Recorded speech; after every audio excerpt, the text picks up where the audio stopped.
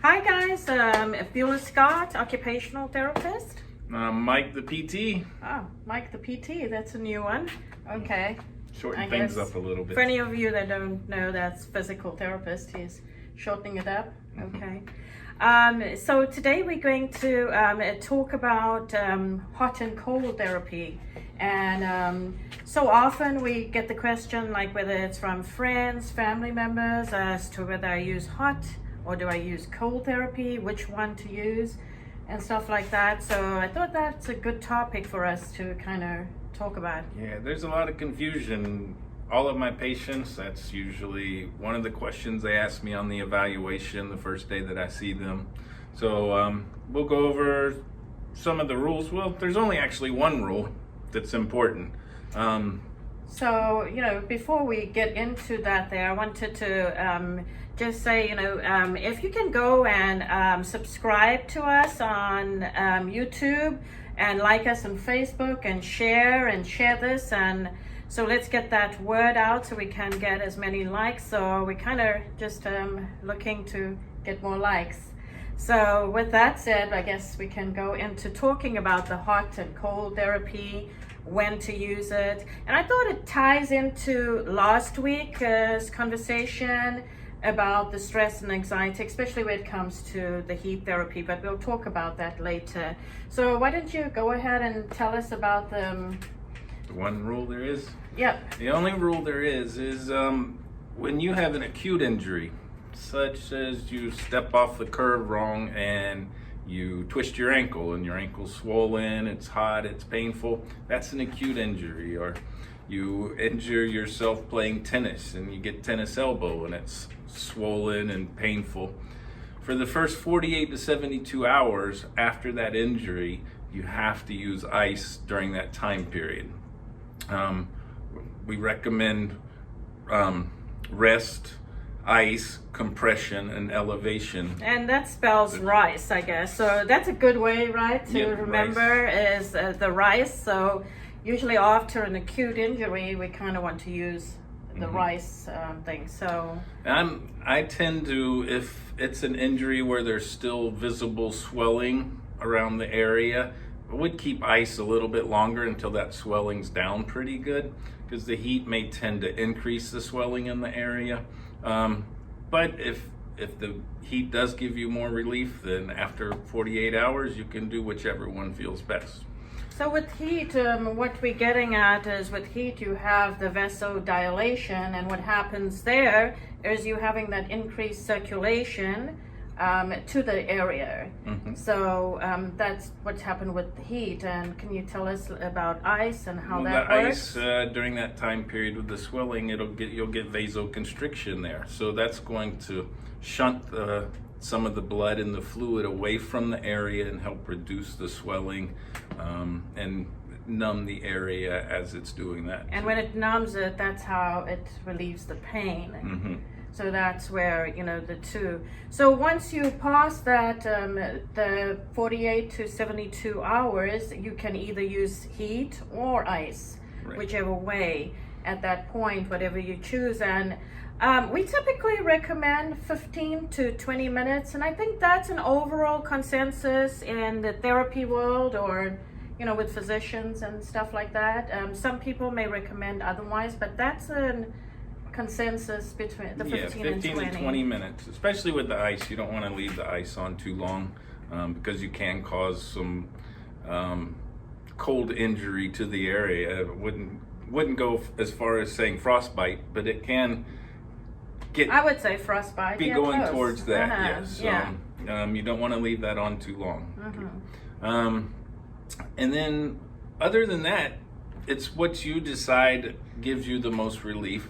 As a physical therapist, I've found for arthritic conditions, chronic aching pain from that, 9 times out of 10, the heat works better than the ice. I can't explain to you why.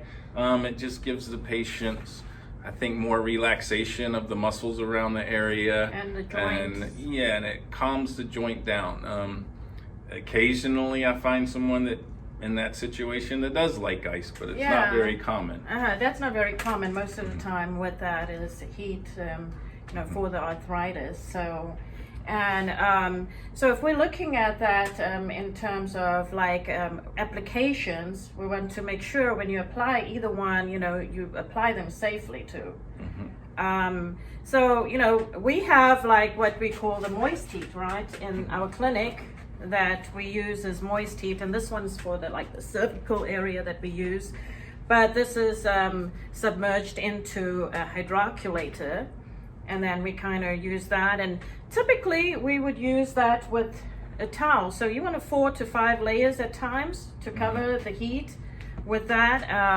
But then, some people have ones that they put in the microwave at home. So you want to make sure you have a towel, between your skin and the heat to make sure that you don't burn yourself.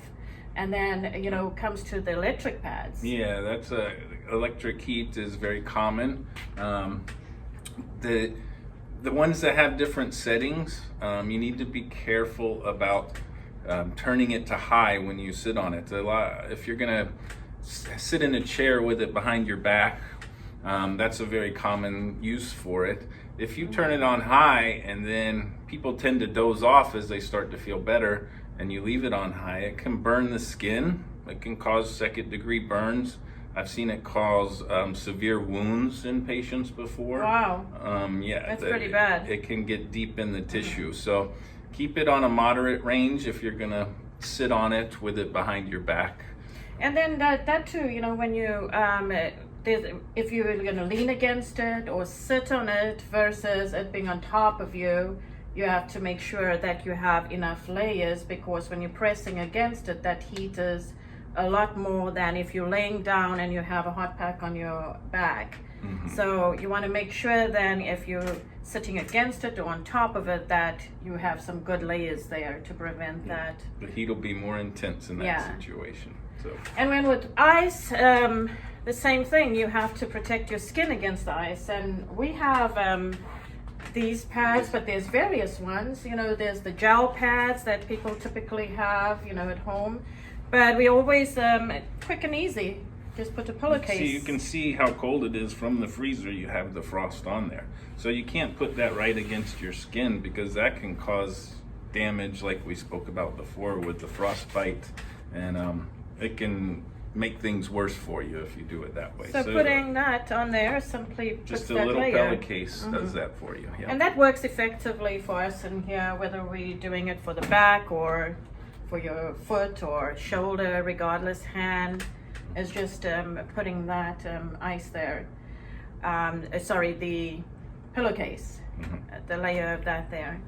So, and you have, a variety of different ices, and that we'll talk about in another thing, where you can put ice in a cup and, freeze it, and then It's called an ice massage. An ice massage, where you can do an ice massage. But that's, a topic we'll talk about another time, actually, how to apply that and when to use it and that. But using it is also after an acute injury or... Well, yeah, we don't want to get too deep into it. That's great with tendonitis and things like that. But, so that's just, the various methods. Is there anything else that you think we missed, maybe, with regards to the ice and heat and safely to apply it? We went over the 15 to 20 minutes, making sure that, you don't keep it on too long.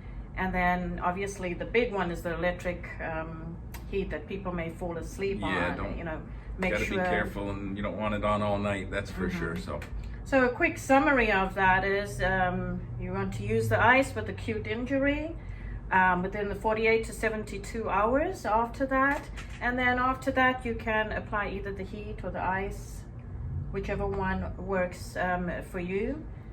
And typically when you have joint pain, or if you're having arthritic pain, and that you'll use the heat for that, and that really makes it feel good. And then also we just missed the one with the stress. just using the stress for stress. If you have stress or tension, a lot of people carry their stress in their shoulder muscles up here, your upper traps and your neck. 15-20 minutes of heat on your shoulders there will help relax that down, you know, and do the things we talked about last week with the stretches. I almost completely forgot about that one. And that's what I said we were going to talk about. Yeah. But yeah, applying the heat to that really calms you down. It's a calming effect, and also, you know, relaxes the muscles a lot more. So heat can be used for that instance.